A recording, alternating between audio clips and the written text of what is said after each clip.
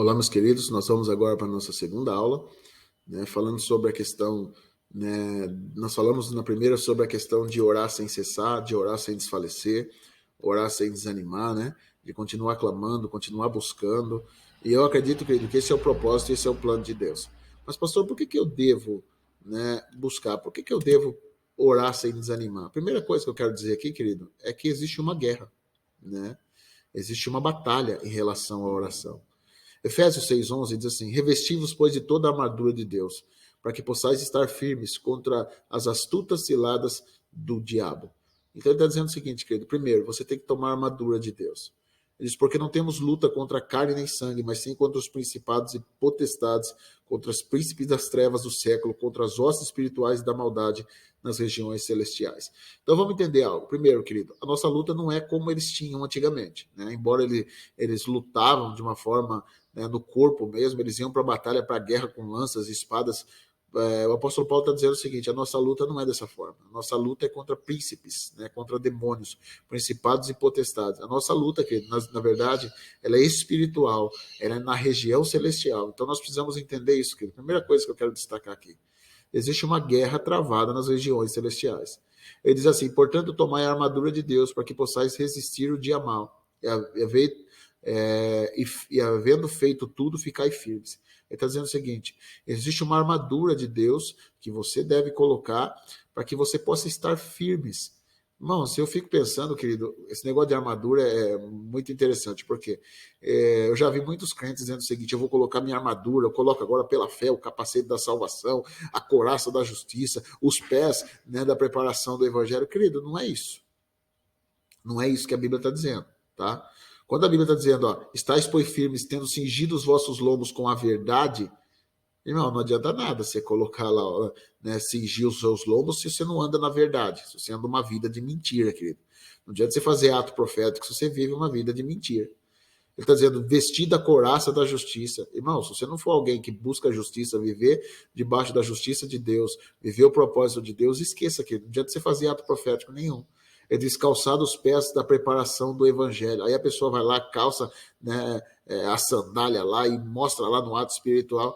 Irmão, deixa eu dizer uma coisa para você, querido. Você precisa entender, irmão, que dentro desse plano de Deus, querido, essa preparação do evangelho não é só essa questão de ato espiritual, não, irmão. Eles tomando o escudo da fé. Aí a pessoa mostra que o escudo da fé. Queridão, deixa eu dizer uma coisa para você. Se você não tem fé, querido, não adianta nada você tomar pela... eu vou aqui colocar o ato profético. Irmão, ele diz, com o qual podeis apagar os dardos inflamados do diabo. Tomar o capacete da salvação. O Espírito e a palavra do Espírito e a espada do Espírito, que é a palavra de Deus. Orando em todo o tempo, com oração e súplica no Espírito, vigiando com toda perseverança e súplica com os santos. Então ele vai dando várias características aqui daquilo que é, querido, essa armadura de Deus, da forma que nós devemos viver essa armadura de Deus. Mas, querido, o que me chama a atenção é que ele diz o seguinte: eles tomai também o capacete da salvação e a espada do Espírito, que é a palavra de Deus. Ele está falando de armas tanto de defesa como de ataque, E a maioria dessas armas são armas de defesa, Mas ele diz o seguinte: orando em todo o tempo, com toda súplica. Então você pega todas essas questões, toda essa armadura, aí alguém pergunta, pastor, mas como que pode? Então, a oração é qual parte dessa vestimenta, dessa armadura? Querido, a oração não é nenhuma parte, querido. A oração é a própria guerra. Então, quando você está orando, você está entrando em guerra, irmão. Tá? Você pode tomar todas essas partes aqui, vivendo isso aqui, claro, Mas a Bíblia está dizendo, querido, que você deve sim, de uma maneira muito forte, orando em todo o tempo, com toda a súplica. De novo, aqui nós vamos tratar a questão de todo o tempo. Deus espera que a gente ore dia e de noite. Quando ele súplica no Espírito, ele está falando na linguagem de oração, ele está falando de uma oração em línguas. Mas, querido, eu quero dizer uma coisa para você. A Bíblia está dizendo que nós devemos orar, porque a oração ela é batalha. A oração ela é guerra. A oração, querido, é o propósito de Deus. Pastor, mostra um texto para mim que fala isso. Daniel, capítulo 10, versículo 11. Olha o que a Bíblia diz em relação a Daniel. Daniel, homem de predileção, disse-me ele, presta atenção às palavras que vou dirigir-te. Levanta-te, pois, tenho uma mensagem a te confiar. Como falasse assim, levantei-me tremendo. Não temas, Daniel, disse-me, Porque desde o primeiro dia que aplicasses o teu espírito a compreender, que te humilhasse diante do teu Deus, a tua oração foi ouvida. E por isso eu vim. O chefe do reino da Pérsia resistiu-me durante 21 dias. Porém, Miguel, um dos principais chefes, veio ao meu socorro.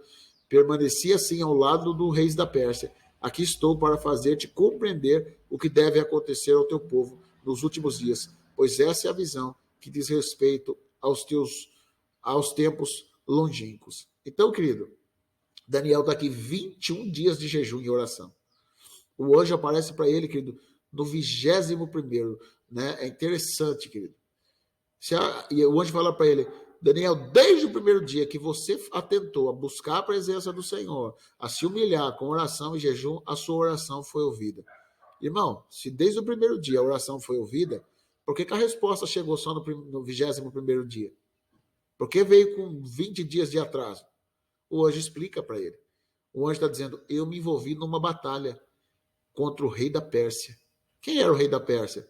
Era o demônio que dominava, querido, o mundo naqueles dias. A Pérsia, na verdade, os medos e os persas, na época de Daniel, foi aqueles que controlavam, né, o mundo. Estou falando de forma natural, tá? Eram os que controlavam o mundo.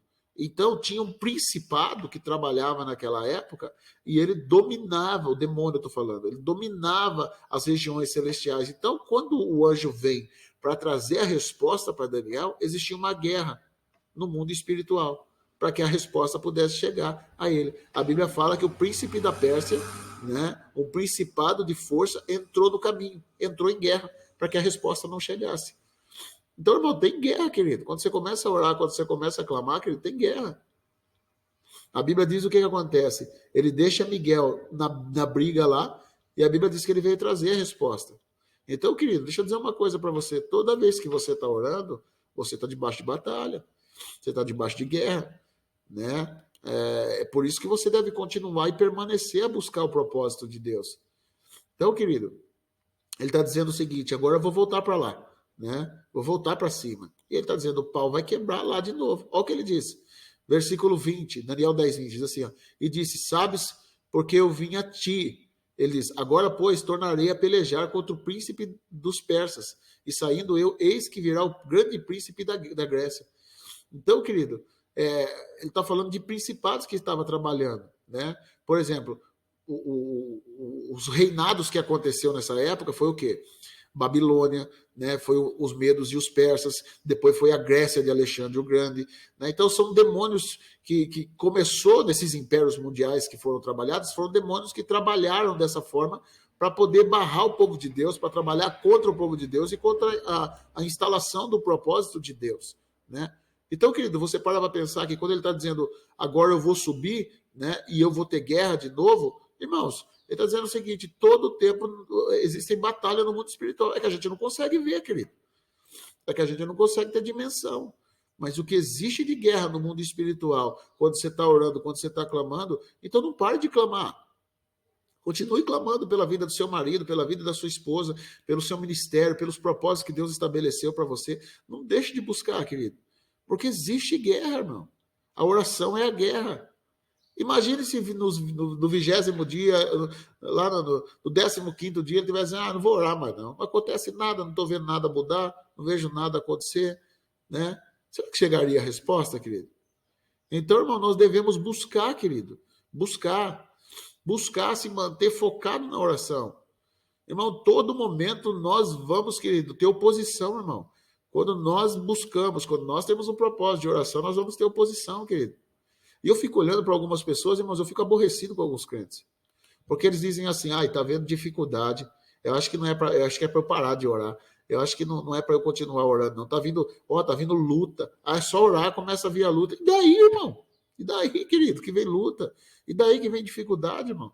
E daí que vem crise? E daí que as coisas estão difíceis? Que continue, clame. Deus não vai fazer justiça a quem clama a ele de dia e de noite?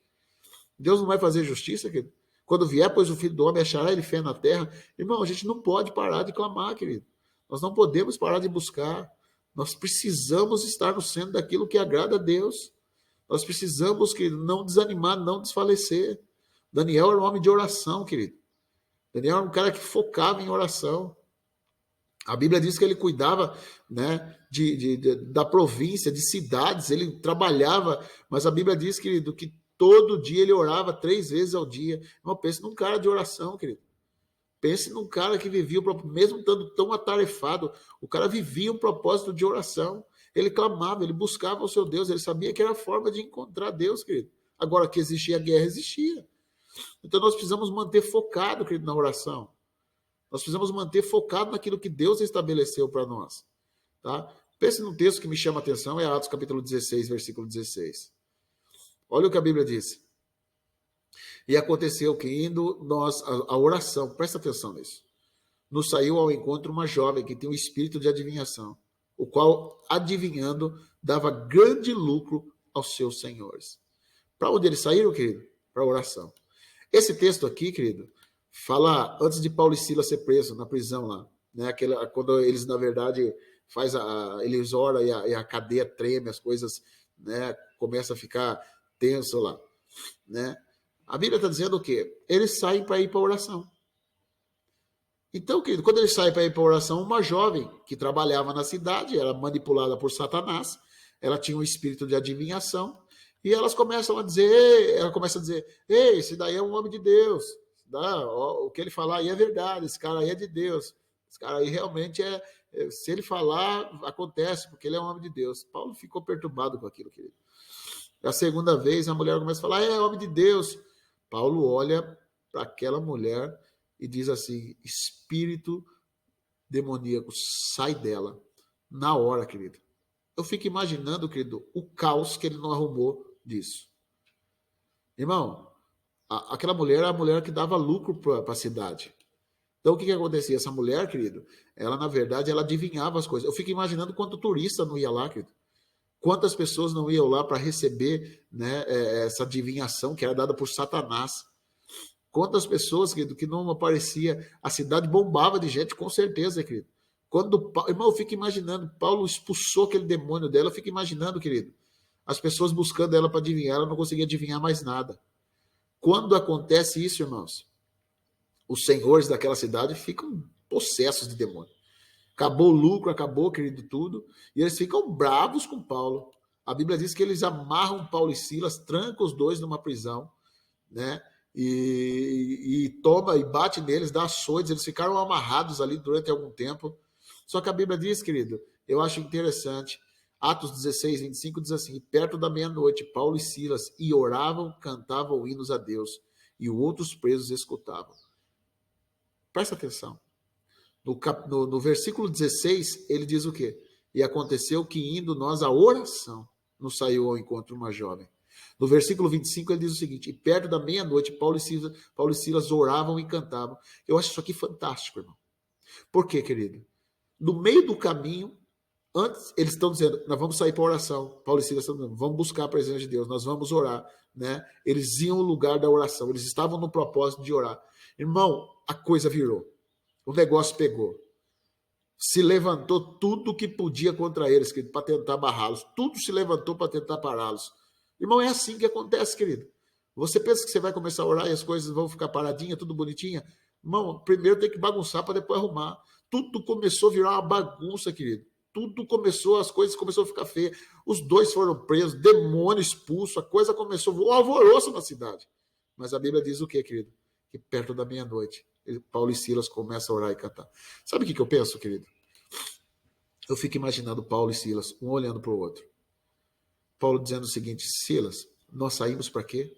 Lá no comecinho do dia, lá debaixo daquele propósito, Silas disse para ele, Paulo, nós saímos para orar. E ele diz assim, o propósito era o quê? Oração. E ele diz o seguinte, levantou-se o quê? Demônio, situação difícil, prisão, cadeia, açoites. Ele está dizendo, mas ó Silas, nós vamos cumprir o propósito. Nós vamos continuar a cumprir o propósito. E a Bíblia diz que na meia-noite, que perto da meia-noite, os dois oravam e cantavam hinos ao Senhor. Eles oravam, querido. Eles não pararam porque a tribulação veio. Eles não pararam porque a adversidade veio. Eles não pararam porque a prisão veio. Eles não pararam porque as angústias veio. Porque vai vir, querido. Isso é uma realidade. Isso é uma realidade. Eu fico imaginando os dois cantando, os dois adorando. Eu fico imaginando os dois dizendo o seguinte, que as circunstâncias não vão me parar, as dificuldades não vão me parar, as crises não vão me parar. Imagine os dois, querido, adorando ali, orando ao Senhor e cantando. A Bíblia diz, querido, que os alicerces de onde eles estavam ali tremeu. A Bíblia diz que as cadeias se soltaram. As pessoas que estavam ali, que foram todas soltas. Irmãos, eu acho fantástico porque, querido, eles estão dizendo o seguinte, ei, nós tínhamos um propósito quando nós saímos, e não é porque levantou adversidade, não é porque levantou crise, não é porque as circunstâncias são adversas que nós vamos parar. Eles continuaram clamando. Deixa eu dizer uma coisa para você, querido. Se você colocou um propósito no seu coração de clamar, não deixe as adversidades parar você. Não deixe as adversidades desanimar você. Deus tem um plano na sua vida. Deus tem um propósito com você. Não desista. Continue buscando. Continue clamando. Deus vai fazer justiça para a sua vida, querido. Deus tem um propósito no seu coração. Deus vai mudar a sua história. Ore, clame a Deus, busque. Faça propósitos com o Senhor. Eu não sei, talvez você pode fazer campanhas de oração na sua casa, né? Você pode fazer campanhas de oração debaixo do propósito de Deus, mas não desista de clamar. A resposta vem dele. E Deus não vai fazer justiça àquele que clamam a ele de dia e de noite. Deus é justo, querido. Deus vê o seu empenho, Deus vê a sua entrega. Eu não estou dizendo que é por merecimento, mas o amor de Deus, a oração, ela faz quebrar cadeia. A oração, querido, ela faz quebrar, querido, tudo aquilo que é o propósito de Satanás. Ela desmantela os propósitos de Satanás. Não deixa a adversidade parar você. Não deixa as tribulações parar você. Não deixa as angústias parar você, querido. Eles cantavam, eles adoravam ao Senhor. Os outros presos escutavam. Eu fico imaginando, irmão, o sangue escorrendo talvez. Eu fico imaginando ali que das dores do corpo, e eles orando, dizendo, Deus, não importa, não importa, nós não vamos deixar de clamar. Nós tínhamos um propósito quando nós saímos de lá, orar, e não é as adversidades que vai nos parar. Querido, que as adversidades não parem você, que você não deixe de clamar. Lucas capítulo 1 nos mostra algo fantástico, querido. E eu quero compartilhar com você essa questão de não parar de orar. Tá? Olha o que a Bíblia diz. Lucas 1,5 diz assim, ó, existiu no tempo de Herodes, o rei da Judéia, um sacerdote chamado Zacarias, da ordem de Abias, e cuja mulher era filha de Arão, e o seu nome era Isabel. E eram ambos justos perante Deus, andavam sem repreensão, e todos os seus mandamentos e preceitos do Senhor. Eles viviam debaixo do propósito de Deus. E não tinham filhos, porque Isabel era estéril, e ambos eram avançados de idade. E aconteceu que, exercendo o sacerdócio diante de Deus, na ordem da sua turma, segundo o costume sacerdotal, coube-lhe em sorte entrar no templo do Senhor para oferecer incenso. E toda a multidão do povo estava fora, orando à hora do incenso. E o anjo do Senhor lhe apareceu, posto em pé, à direita do altar do incenso, e Zacarias, vendo, turbou-se, e caiu em temor sobre ele. Mas o anjo lhe disse, Zacarias, não temas, porque a tua oração foi ouvida. Isabel, a tua mulher, dará à luz a um filho, e lhe porás o nome de João. Interessante, querido, que ele diz no versículo 7. A Bíblia diz que eles eram avançados em dias, em idade. Irmão, os dois eram velhinhos. Mas a pergunta é, será que eles começaram a orar por um filho quando eles eram velhos? Será que eles começaram a clamar por um filho quando eles já estavam avançados de idade? Eu não acredito, querido, que eles começaram a orar depois de velhos. A Bíblia não fala quando eles começaram a fazer essa oração, quando é que foi feita essa oração. Mas a resposta de Zacarias indica que já vinham orando em relação a isso aí. Olha o que a Bíblia diz no versículo 18. Disse-lhe então Zacarias ao anjo, como saberei isto? Pois eu sou velho e minha mulher avançada de idade. Me parece, querido, que ele não está crendo muito. Me parece aqui que ele não está muito empolgado. Quando o anjo aparece para ele dizendo que ele vai ter um filho, que ele vai colocar o nome de João. Ele não está muito animado aqui, querido. Por quê? Ele pode ter desanimado com o tempo, querido. Ele pode ter aqui clamado por muito tempo e nada aconteceu. Mas a Bíblia está dizendo o quê, querido? Que Deus não se esqueceu da oração dele. A pergunta que eu fico pensando aqui, querido, é o quê? Por que Deus só atendeu quando eles já estavam velhos? Primeiro, querido, Deus não deixou de dar filhos para eles porque eles estavam em pecado. A primeira coisa que eu quero destacar aqui. A Bíblia diz que eles eram irrepreensíveis.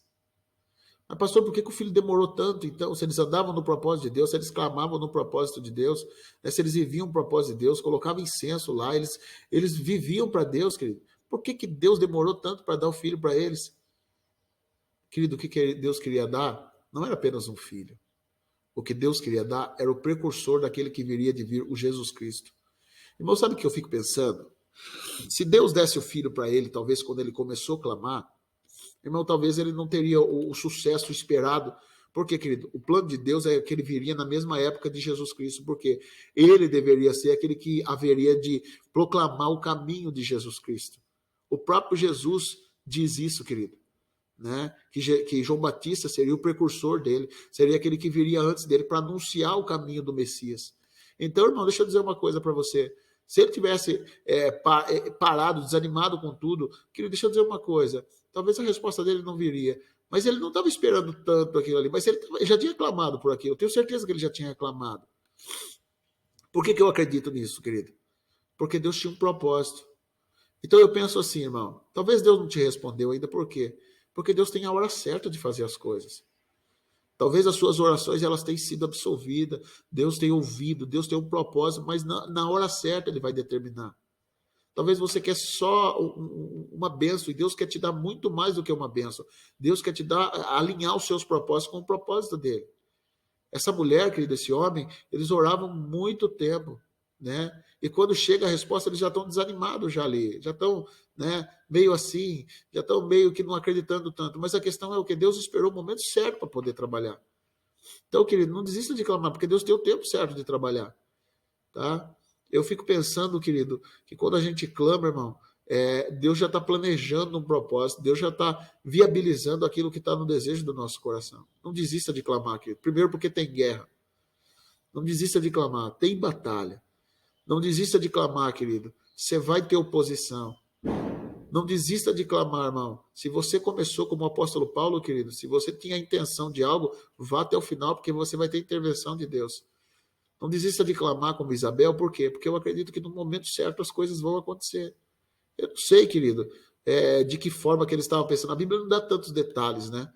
Mas eu acho interessante porque aqui Deus está dizendo o seguinte: ele vai ser aquele que vai trazer o propósito de Jesus Cristo na face da terra. Então eu vou esperar para no momento certo te abençoar. Não desista de orar, querido. Aqui mostra que eles já oravam tanto tempo, né? Tem uma biografia que eu acho muito interessante, se você puder ler um dia, do George Miller. Tá? Esse homem, querido, ele tinha um diário de oração.